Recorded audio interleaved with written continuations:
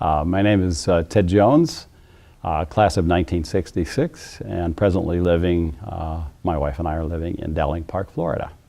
I think I found at Aurora an opening of my horizons because the students were from all over the country. They were from California, they were from northern Maine, New England, the South, and so there was a rich diversity in that sense. And I think the college just opened us up to learning and having a hunger for learning.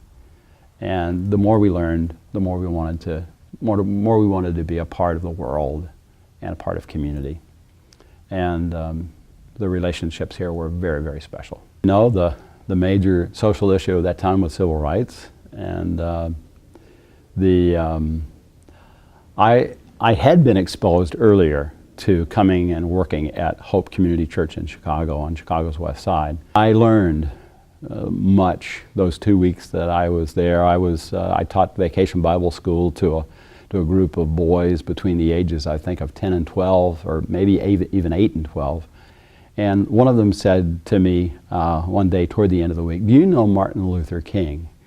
And I said, "Yeah, I've heard of Martin Luther King." And my feelings toward Martin Luther King were not as positive as theirs, of course not. But I think they taught me some things about Dr. King, and I had to look a little deeper.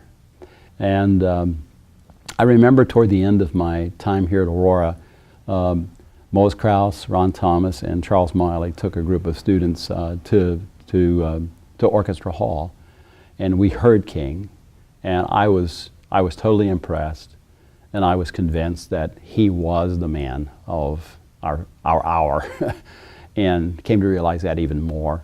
I think I came out different than I came in.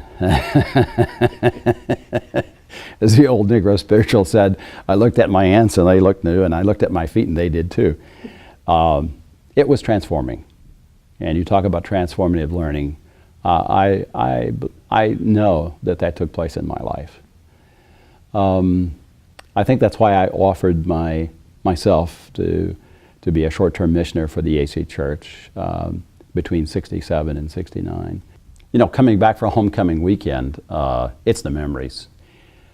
But I think what makes it special for me, and I've discovered that over even just the last few years, and now being retired, of how wonderful of coming back and renewing friendships, old friendships, and seeing how far we've come, and sharing our stories. And it's not a one-upmanship, you know.